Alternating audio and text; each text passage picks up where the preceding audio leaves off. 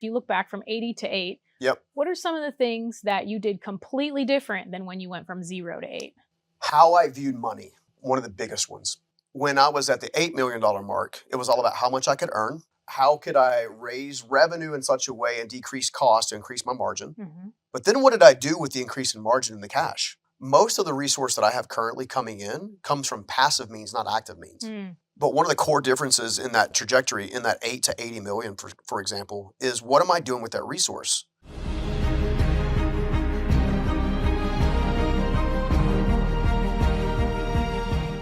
Hey guys, welcome back to another episode of the Candy Valentino Show. You are in for a treat the whole way in from Utah as I get to sit down with my friend, entrepreneur extraordinaire, Stephen Scoggins. Thanks so much for joining us. Are you kidding me? You offered the invite? Of course I'm coming. I was so glad you said yes, because I think there is so much in your journey of being an entrepreneur that we could unpack and help people. And so I love talking to people that aren't just in their first build, but they've been doing this a really long time, because the life experience that you get in that build and in the growth and all the mistakes that we've all made, I think help a lot of people with the wisdom. So first question out of the gate is, what are some of the things that, if you kind of review 20-year journey, building a big company, what are some of the things that you look back on and you're like, you know what, I'm glad I did this?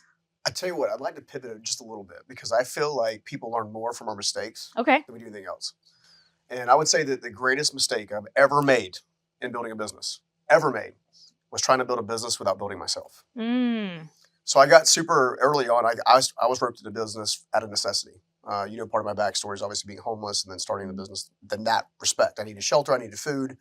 So I went and found a problem I could solve and tried to solve it. Essentially is kind of what I did. So in doing so, one of the things that I didn't know was that you're gonna have to learn skills along the way. You have to learn how to lead people. You learn how to hire and fire. You learn how to actually build and watch finances. I was probably in business 10 years before I could actually read a profit and loss statement. It's actually sheet. common. And that unfortunately opened me up in 2017 for a large scale embezzlement that I went through as well. So I've had a variety of different setbacks along the way, but the primary thing that was at the heart of that was I wasn't focused on building myself. And I'm a big believer in a daily regimen, if you will, of kind of building yourself on a consistent basis. One of the things that I feel like I do that's a little bit unique is I have something called the 8 Pillars of Life. It's a spin on Zig Ziglar's Will of Life. The 8th pillar is contribution. So if you do the other 7 pillars correctly, you'll end up contributing by nature. Okay, so it's kind of like osmosis, but you have some goals in there. One of the things that I do is I wake up 5:30, prayer, meditate, hit the gym.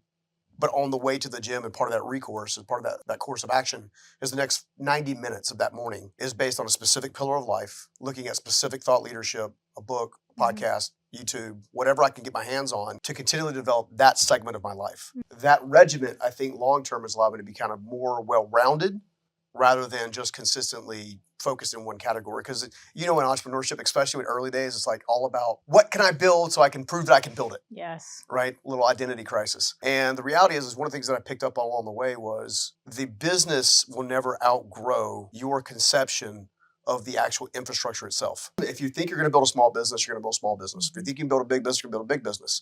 But the why you build the business is a whole lot more important than just building the business itself. And I find that that 8 pillar philosophy allows me to build myself and avoid me not building myself on a regular basis by giving me balance on a consistent basis. Can you run through the 8? Do you know them off by heart? Well, you got financial, obviously, physical, spiritual, emotional, professional, what I call developmental. So that's kind of like getting back into that, right? Obviously, contribution is the 8th one, and the other 2 are escaping my mind at the top of my mind. I think you had 7 there, so probably grow something like that. So relationships, relational. That makes sense. Complete. So you've obviously done great things. You've obviously talked about what you just shared here, which is about building yourself. But you just glossed over something very important that I don't know if the audience caught, because you were once homeless.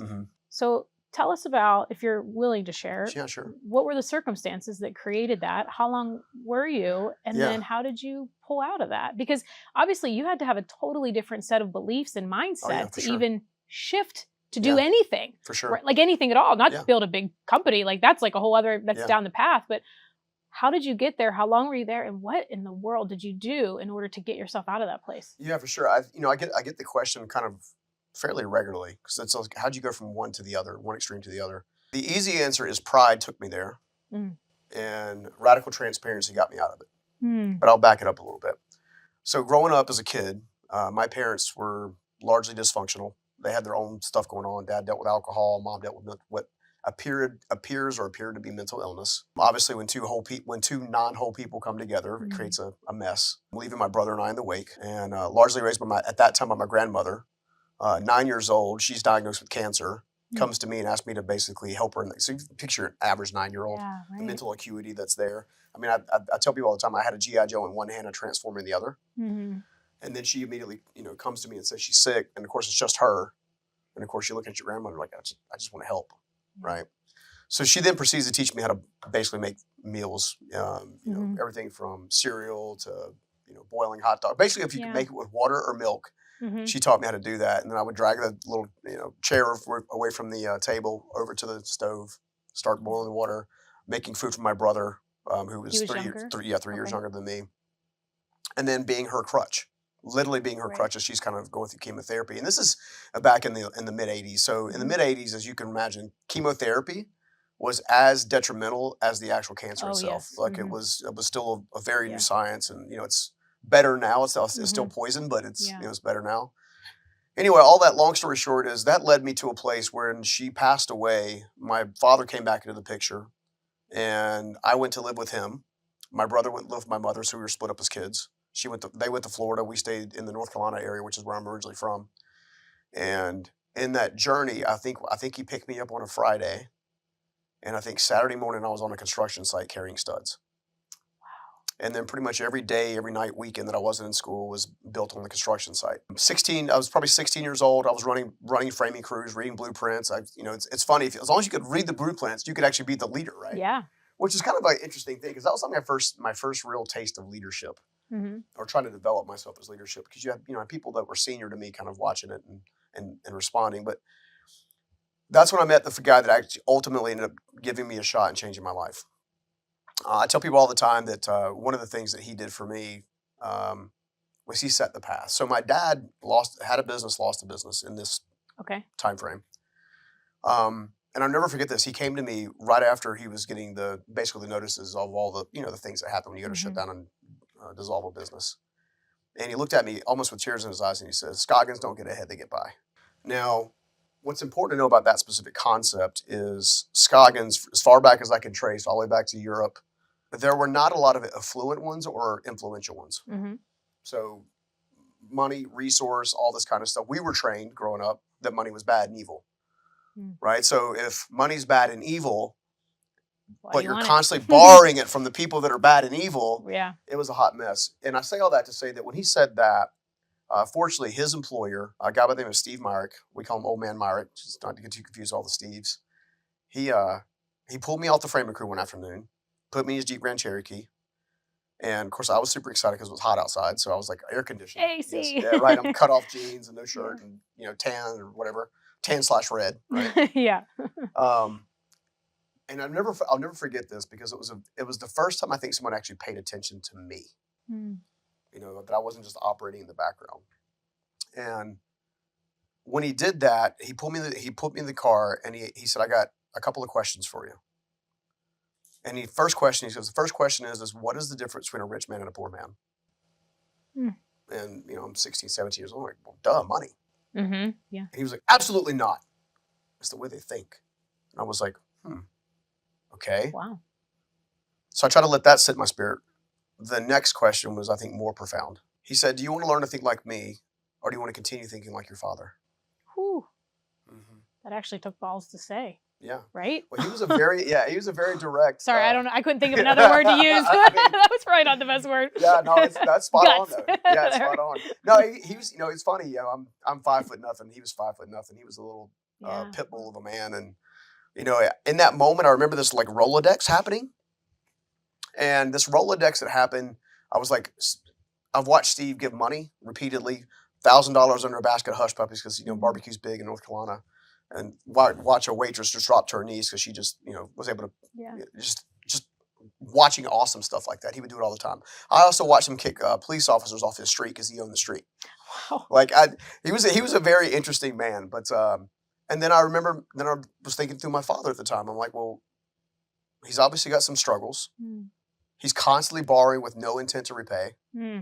right? So it's like it's the whole mentality of I get paid on Friday, by Monday it's all gone, Yeah. right? And I remember him saying one time, he said, well, I worked all week, I earned it, I can whatever. And then meanwhile, I watched Steve, and every time Steve made $1, he turned it into 10 through the power of compounder and investing and stuff like that. I'm like, I don't know about you, but I like that, and I don't think he's evil. Mm-hmm. So I go through that scenario of beginning to have some basic level of mentorship. By the time I'm 18 years old, I'm forced to drop out of high school. Couldn't pay the bills, so I dropped out of high school. Went to work at Golden Corral that led to Waste Industries, that then eventually led me back to the construction industry, back with Steve. And when I did that, he came to me and actually gave me my first shot at building a business. He bought me everything that I needed to get started. He was willing to run the entire back office because obviously I didn't know what I was doing. And I did really well for the first year, like really, really well. I was 18, 19 years old, making 6 figures. That long ago? Yeah. Yeah, it was that really was good money. Yeah. I started, I bought myself a brand new single wide mobile home because I thought I was the bomb. Yep. Right. Bought myself a shiny sports car Mm-hmm. and all the sound systems with the back end with The bass, with Tupac and some Dre. And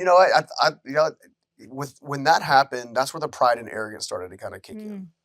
Because when I dropped out of high school, I had no slew of people telling me that I was going to be a failure and I was never going to measure up to everything. And I think a part of me was like, watch me, and I think I got lost in watch me for too long because watch me turned into look at me.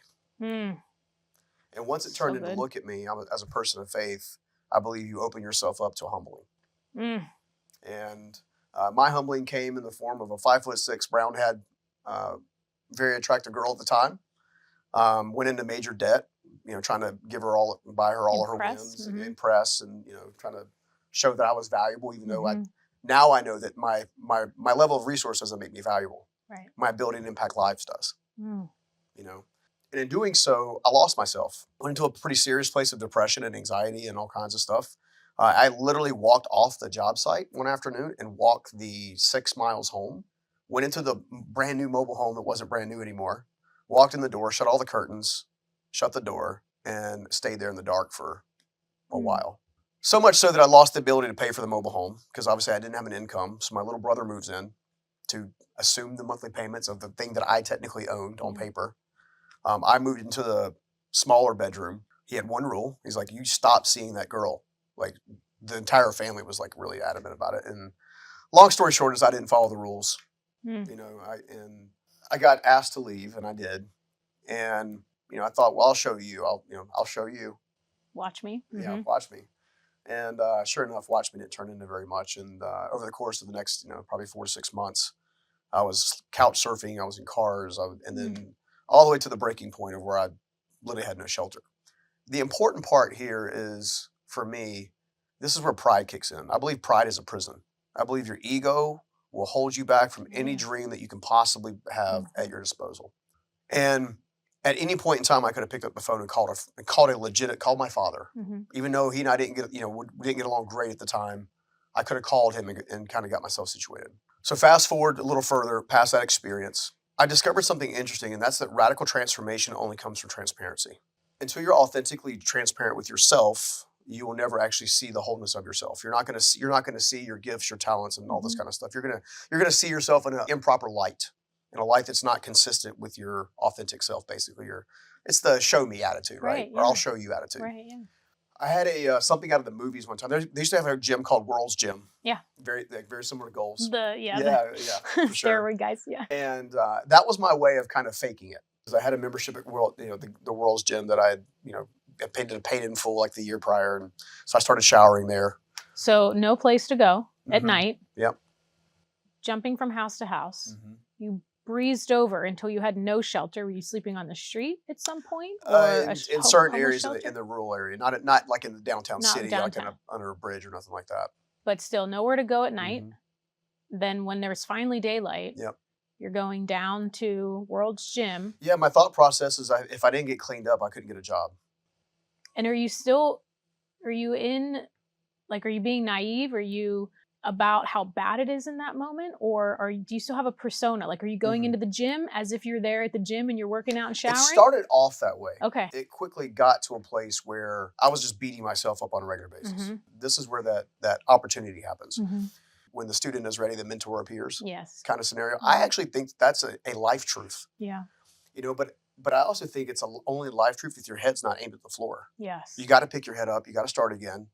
You know, I've had in business, I've had all kinds of quote unquote successes or wins. I've had moments, but where I thought I was going to lose everything. And sometimes they were in the same week. Yeah. I mean, my God. You know what I'm saying? I always say entrepreneurship is like knowing exactly what you want and having no clue what you're doing all within 5 minutes of each other. Exactly. But that's where the entrepreneur comes in, right? The entrepreneur is the creator. That's one of the things I think I love about entrepreneurs, right? Is real. So first of all, real entrepreneurs, when they look another entrepreneur in the eyes, they know it. They know. You can tell when someone's an entrepreneur. There's a lot of them. Someone's an entrepreneur. Yeah. Right? Yeah. And some of that you can discipline. Some of that you can do through diligence, how diligent they are. Not just the discipline of what they do, but the intent in which they go after that objective. And I also think that entrepreneurs, this is why I love them so much, is especially in early age, are gunslingers. Oh yeah. You know, one of the programs that we have is called Unstoppable Startup. And one of the first things I try to teach entrepreneurs is to understand where you are in your season. Not like spring, fall, and whatever, but so to me, there's 5 phases in building a business. Startup is hustle and grind, make something out of thin air. It's building the scaffolding out of the trash piles. It's, spending your last dime to get started. It's throwing that big risk and going at it. And then there's the testing phase. Okay, so startup phase 1, testing phase 2. Is this working for me? Is my product right? Is my solution right? Am I making money? Am I not making money? Am I burning the candle at both ends? Do I need to hire somebody? What is at the core of it? And then it's in investing. Now you got a framework. You got a business that you started. You've got a pretty good roadmap that this is working. All right, now you have to figure out what you're going to invest in. Is it an ERP system for for production suites? Is it accounting? Like, what is it? Like, what are you going to invest in next? Yeah, more How people. People, like resources, trucks, equipment for service-based businesses. It might be your first computer if you're a digital marketer, like coming out of the gate, right? But you're investing in yourself. One of the things that told entrepreneurs before is it's really interesting to me because real entrepreneurs continually invest in themselves and their businesses long before they ever take their first big distribution. And that's where I think a lot of entrepreneurs get really in trouble. Hey, I made a bunch of money this year. Yeah. Well, experience has already taught me that next year's not guaranteed. That's right. I have to make next year guaranteed, or I have to work towards that goal. So important to know when to start pulling money out of your business. Yep. Because I know everyone's like, and it is true, like become profitable, pull money out of your business, create additional assets. Yep. But like, if you do that at the wrong time, you can actually stifle the growth of where your business trajectory could be going. Put the whole baby in jeopardy. Yeah.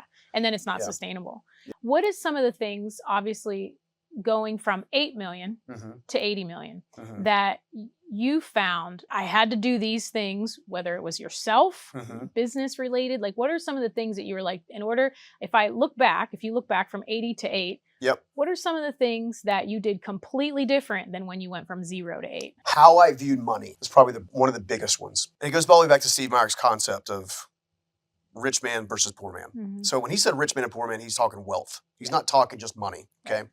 Wealth in your relationships, wealth in your finance, wealth in your overall emotional well-being, wealth, like true wealth. Like true wealth is not $1. Yeah. And when I was at the $8 million mark, it was all about how much I could earn. How could I raise revenue in such a way and decrease cost to increase my margin? So that was great in and of itself. But then what did I do with the increase in margin and the cash? Did I go out and buy a new toy? Did I invest in an ERP system? Did I invest in a real estate asset that's going to pay me longer term dividends longer term? Most of the resource that I have currently coming in comes from passive means, not active means. And which is where it's at. And at the $8 million mark, I still very much, if I go back to those 5 phases, the after investing is scaling and then selling. Selling or operating, you get to choose, right? You build it big enough that you can do what you want. But one of the core differences in that trajectory, in that 8 to 80 million, for example, is what am I doing with that resource? At 8 million, I was taking quite a bit off the table. A little bit here, there, a little bit there. I probably wasn't as strategic as I probably could have been. When you come from poverty, those first few milestones are so significant because you have no data of life experience to know anybody that's been there. So I think what's difficult is when you're first.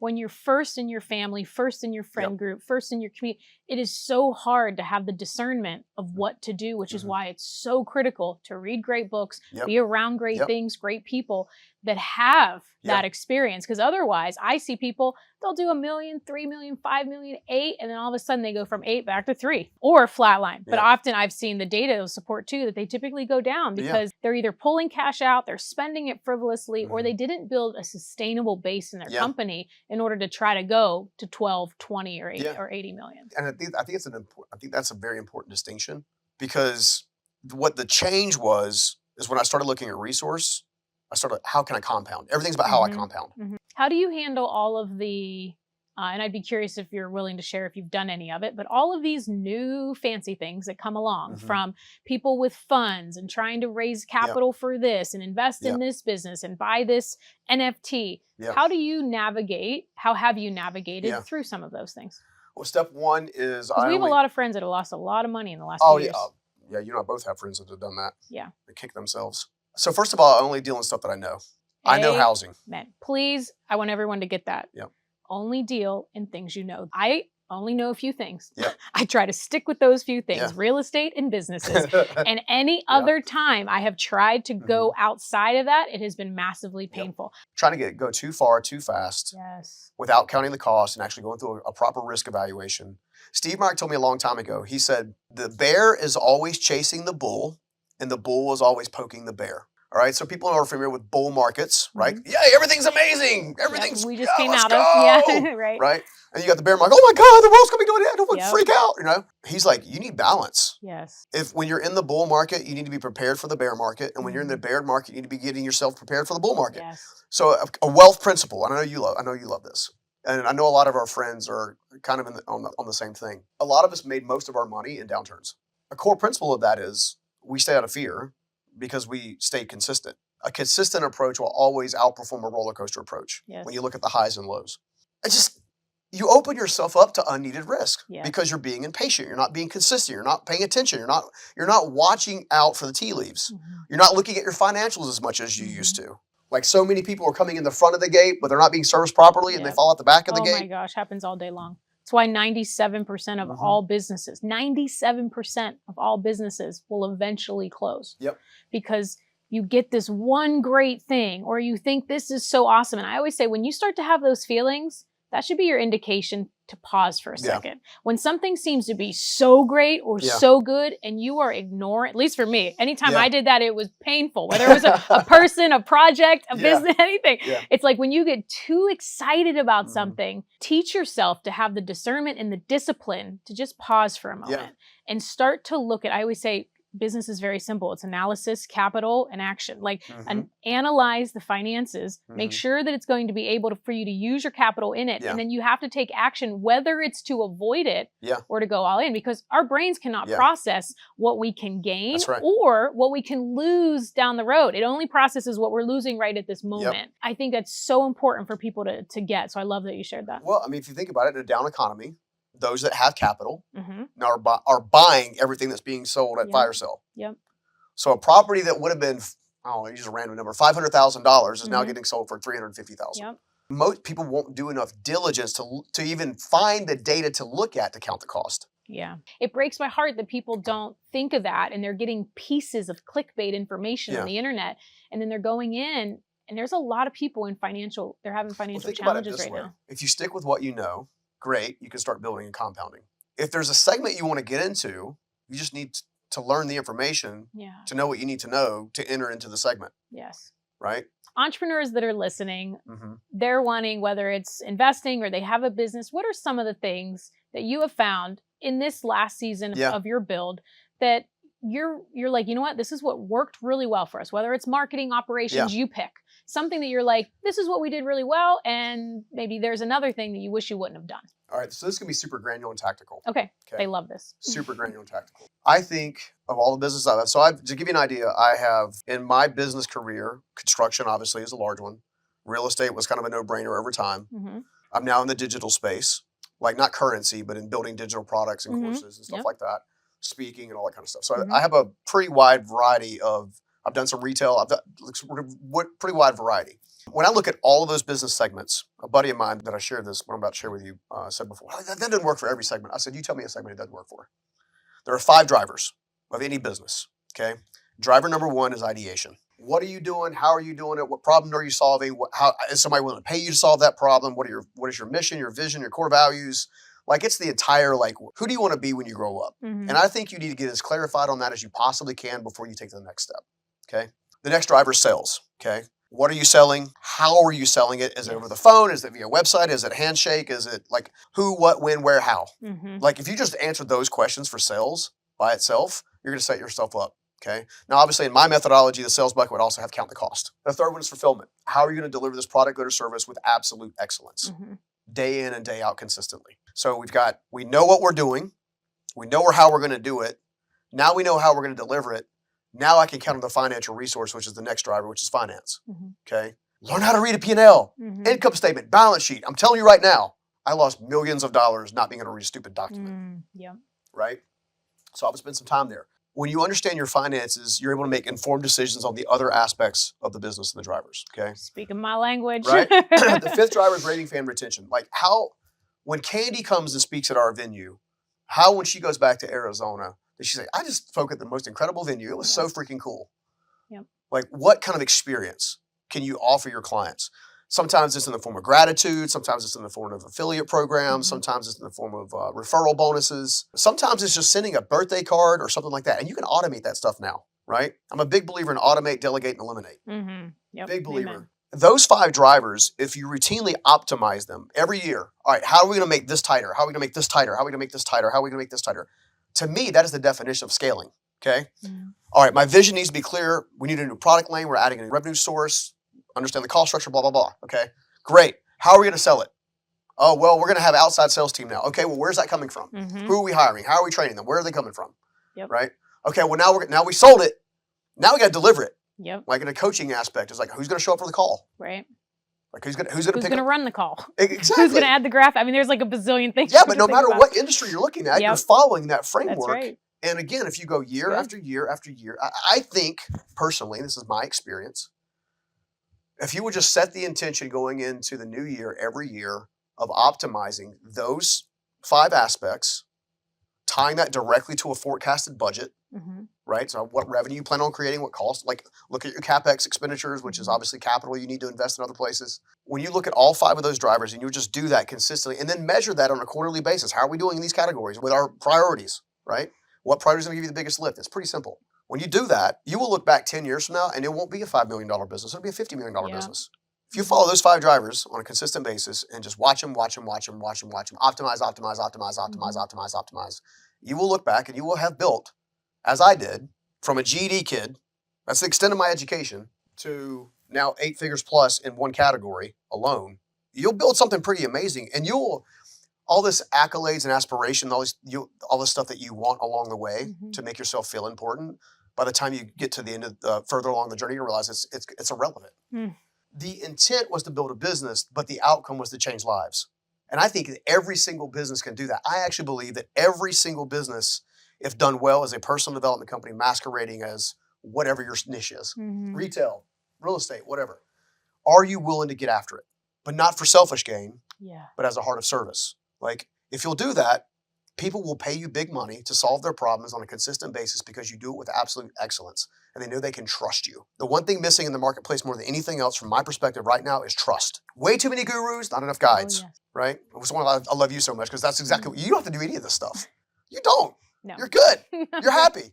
If you start to look at that as not something that you are trying to achieve in order to fill some void, but that you already are whole and you're filled and you're still going to achieve and grow so that you can help more people, it shifts.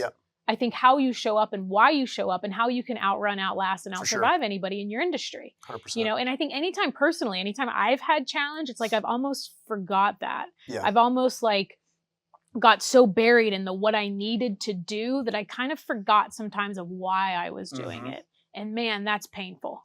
When you remember why you're doing something, there's just a whole other level of how you show up in life. Well, and the reality is the most successful businesses on the planet did one thing. They all have one thing in common. They solve a problem. Yeah.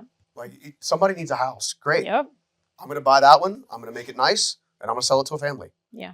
Or I'm going to rent it to a family that's in need. Like I prefer to own things and not let things own me. Yes. I have a zero problem selling stuff, getting rid of stuff. I just don't have that problem. So good. I love it. And honestly, like, unless you have a multi-million-dollar net worth, you shouldn't really be dabbling in any of those things. You should just be trying to stack cash. Yeah. Like, to me, like, I didn't buy fancy things when I had absolutely the right to do it. Yeah. I'd certainly, still had like a pair of shoes and a nice car, but like the level that I could have spent and can spend, I don't. Yeah. Because to me, when I always view money as like these little soldiers that go out and like they multiply. And so when these little soldiers go out, like I want to deploy them into something that is going to make more of them or is going to have an impact in a charity and a nonprofit to be able to bless a lot of people. And that doesn't mean I don't do it, but I just don't do it to the level because I've done it and it's not there. Like I've driven one time in my life a brand new car off the lot and it's like for a week. Yeah. And I'm like, all of that work for 1 week of a feeling. It's like, yeah. So I think it's important if people just change the narrative of what success really is about. I think that we would have a lot happier people. What if the definition of success was about impact? How much impact did you make? Right. And it still goes back to, like, I know there are a lot of people who say, oh, I just want to impact people. But if you're broke, you can't impact a lot of people. Right? Like if you're not successful. I mean, maybe financially, but financially. I've had many broke people give me wisdom that I needed. Like maybe they had a really strong marriage. Oh yeah, that's true. I was thinking financial. That's so true. Yeah. So every person is superior to me in some way.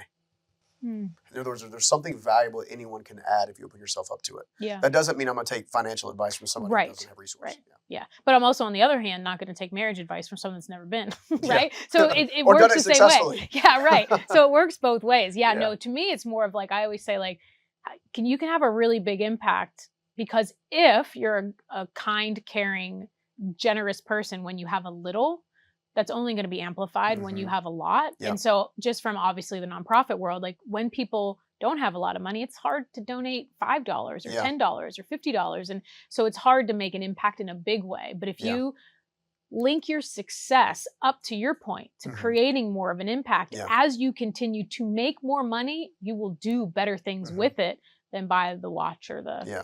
The one wish I have is I wish Steve Myrick could have seen what his investment in me became and to see that I've worked really hard to be a good steward of it. He's passed? He passed in 2003. Oh, wow. And here you are 20 years later still talking about him. Yeah. What an impact he's had in your life. And what a gift of grace that you were given at some time. It's just such a beautiful thing that happened. And here you are still keeping his name alive. For sure. Well, think about this, okay? And this is something I'll kind of leave it here a little bit. Your best time to receive grace is when it's not earned. It's when your heart is pure-ish, meaning your intent is pure. Maybe you got a lot of past drama and baggage that you'll work through over time, but your intent. My intent when I asked Steve for a second chance was not to take advantage of him. My intent was not to let him down. And I think he sensed that, and because of that, allowed for grace to occur. He didn't owe me anything. There was no logical reason for him to give me a second chance, but he chose to. So grace is only grace when it's unearned. So good. One final question. We talk a lot about business, money, wealth. What does wealth mean to you at this stage in your life? Oh, that's such a good question.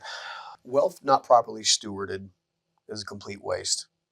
One of the commitments I've made to myself is if I can afford to buy a second, third, or fourth home, then I better be able to give in equal manner. So, I'm very blessed to have some nice things now, but I'm also blessed to also be able to give some nice things now. And to me, they need to be balanced.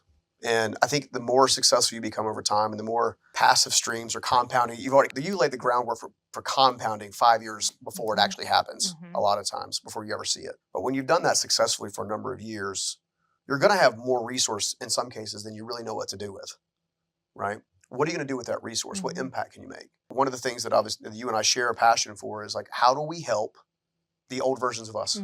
How to go find the GED kid who's got an entrepreneurial brain and has no idea it exists. He or she sees in strategies, right? But they're flunking out of school.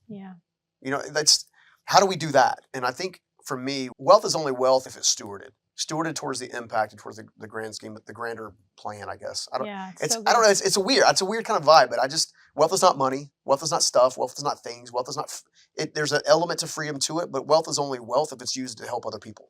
It's beautiful. Thank you for sharing. It's such a beautiful story of who you were, how grace entered your life, just your whole journey to becoming who you are now, and seeing all the successes, and how so many people get to this point and they start to take all the credit and have a big ego. And I just think it's so beautiful that you still look back and thank that guy for giving you a second chance. Well, I'm sure you got mentors in your pipeline oh, yeah, too. Absolutely. Yeah. Tell us, where can they find you, whether it's socials, website? Yeah. Oh, it'd be my pleasure. Probably the easiest thing to do is just go to StephenScoggins.com. Okay. That's with a PH and 2 G's in Scoggins. So perfect. StephenScoggins.com. You can find me at Stephen_Scoggins on Instagram. I'm probably most active there personally. Okay. So check us out there. We've got some cool things coming down the pipeline. We're not releasing to the public just yet, but it's coming. Awesome. So give him a follow. Check out his website. You've got that awesome startup program as well. So thanks again for being here. I really enjoyed this time with you. Always my pleasure.